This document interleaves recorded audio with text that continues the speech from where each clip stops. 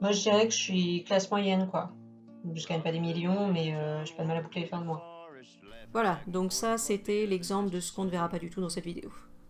Bonjour, bienvenue dans ce deuxième épisode sur l'argent et aujourd'hui on va regarder l'opposition entre pauvres et riches. Parce que dans les 5 dessins animés que j'ai choisis, il n'y a pas vraiment de milieu. En tout cas pas au début, parce que éventuellement à la fin il peut y avoir une meilleure répartition des richesses. Soit on est riche, dégoulinant d'or et de billets, propriétaire des choses les plus chères et avec une position élevée, soit on est pauvre, travaillant dur pour pas grand-chose, vivant dans un taudis, et parfois flirtant avec la prison ou la faillite. Commençons par notre premier candidat, Robin des Bois.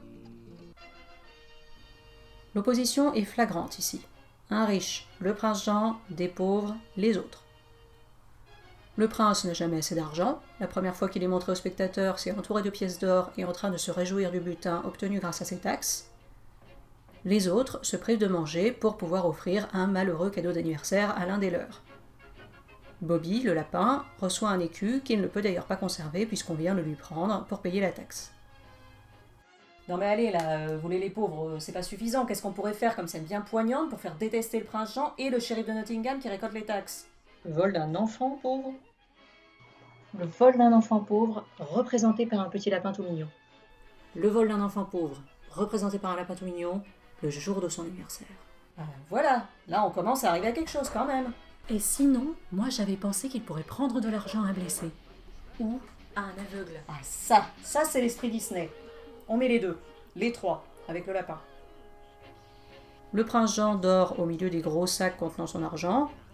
Robin et Petit Jean étendent leur lessive sur les branches des arbres et font de la soupe avec les moyens du bord. Seuls les proches du prince sont épargnés.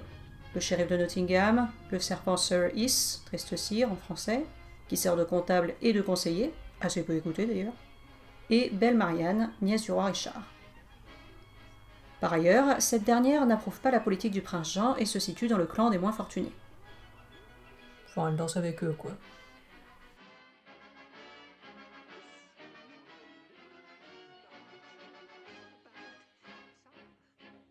Robin se donne pour rôle de rétablir l'équilibre. Il est du côté des pauvres et n'a donc pas d'argent lui-même, mais il va se servir dans la caisse du prince Jean pour le redistribuer. Le combat n'est malheureusement pas équitable puisque les taxes permettent de reprendre aux pauvres l'argent qui leur a été donné. Sans compter qu'il suffit d'une chanson que le prince Jean n'apprécie pas pour qu'il augmente ses taxes. Doubler les taxes, tripler les taxes.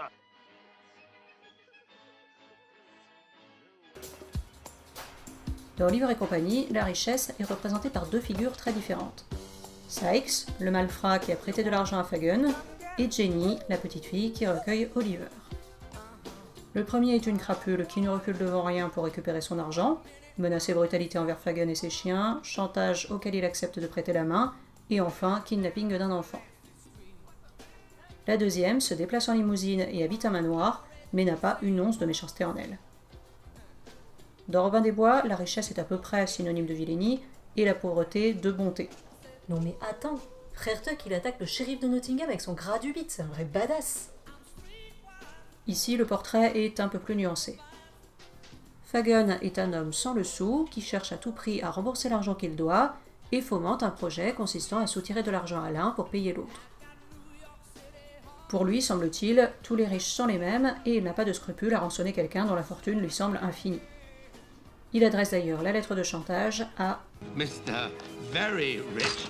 Toutefois, il change rapidement d'avis en se retrouvant face à Jenny et regrette sa mauvaise action. Du côté des riches, l'image de la petite fille venue payer la rançon du chat avec l'argent de poche contenu dans son piggy bank est faite pour attendrir le spectateur en même temps que Fagin.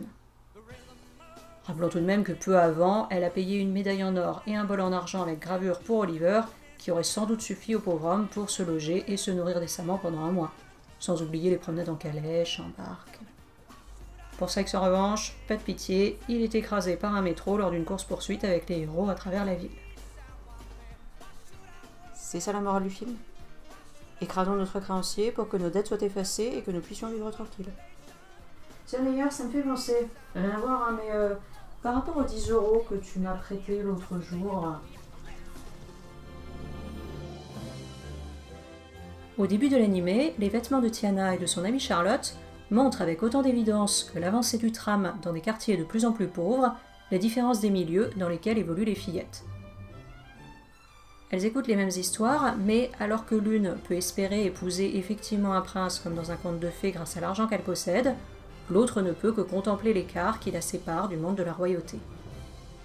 Toutefois, plus que la richesse et la pauvreté, ce qui se trouve en opposition dans le film, c'est l'oisiveté et le travail.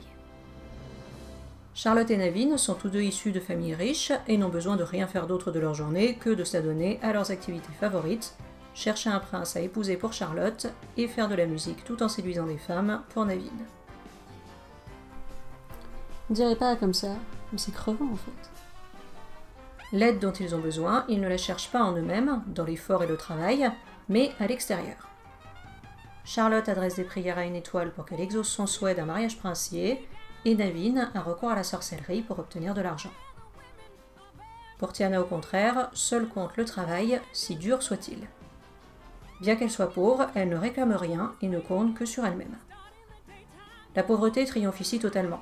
Non seulement Tiana obtient le restaurant qu'elle rêvait d'avoir, mais elle se marie avec Naveen, tandis que Charlotte attend toujours son prince. Who'd have thought the prince would have had a younger brother? How old did you say you were? I'm 6 and a half. Well, I waited this long. De même que dans La princesse et la grenouille, la différence entre richesse et pauvreté s'ouvre sur une autre distinction, la solitude et la compagnie. Roddy vit dans un beau quartier de la ville, la maison de ses maîtres est immense et sa propre cage très spacieuse. Il est entouré d'une multitude d'objets, ne manque pas de confort ou de nourriture, et peut même profiter de l'absence des humains pour se servir de la télé ou du micro-ondes. Cependant, il n'a que des poupées en plastique auxquelles s'adresser. Ouais, t'as vu le mec, il discute avec des trucs en plastique. Le titre de la musique qui l'accompagne dans son programme solitaire au début de l'animé est d'ailleurs éloquent. Au contraire chez Rita, dont la famille est logée dans les égouts, il y a foule. Ses frères et sœurs émergent par dizaines des placards pour l'accueillir. Ouais, t'es rentré.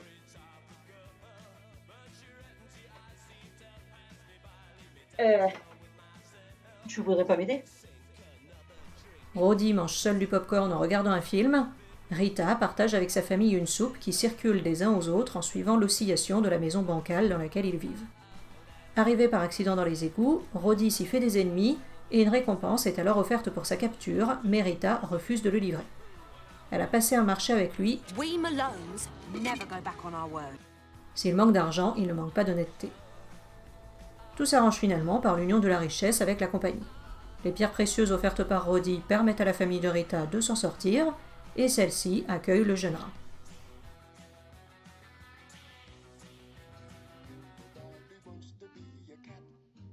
Dans cet animé, l'écart de richesse entre Edgar et sa maîtresse apparaît de manière particulièrement visible dans la scène où le majordome écoute Madame de Bonnefamille préparer son testament avec l'aide de son notaire.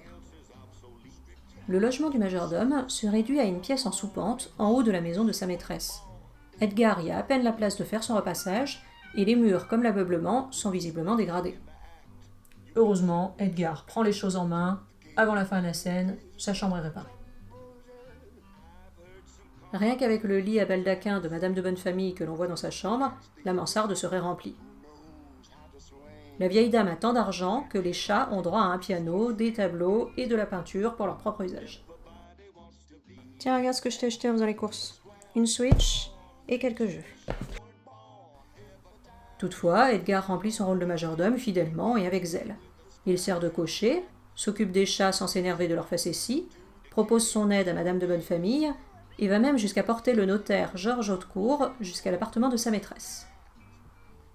Il ne semble jamais agacé, et ce n'est que lorsqu'il apprend que Madame de Bonnefamille prévoit de laisser son argent à ses chats que l'idée de tout cet argent perdu pour lui le pousse à emmener les héritiers au loin pour les abandonner afin de toucher l'héritage à leur place. Finalement, sa situation n'est pas si éloignée de celle de Fagin au départ, mais sa cupidité l'emporte. Il ne ressent aucun scrupule suite à l'enlèvement des chats et semble prêt à tout pour atteindre son but. Donc, en conclusion, si vous êtes riche, ne prêtez pas votre argent, si vous ne voulez pas finir écrasé sous un métro. Et soyez généreux avec vos domestiques ou ils se transformeront en de dangereux criminels capables d'aller jusqu'à mettre des somnifères dans la nourriture de vos animaux de compagnie. Si vous êtes pauvre, débrouillez-vous pour être transformé en grenouille en même temps qu'un prince qui puisse tomber amoureux de vous et vous épouse. Ou soyez simplement amis avec un type sympa et riche. La prochaine fois, il y aura d'autres animés pris dans ceux que j'ai cités dans ma vidéo précédente et on verra le changement que provoque l'argent chez les personnages. Si vous avez aimé, envoyez des pouces, partagez, faites circuler et on se revoit très vite pour la suite. Je trouve la fric un mot magnifique. Tout à fait. Tout à fait. Tout à fait. Je trouve le fric une chose magnifique. Bah oui, mais j'ai oublié de dire bonne journée à la fin de la ménage ce matin, alors... J'ai pas envie de prendre de risque.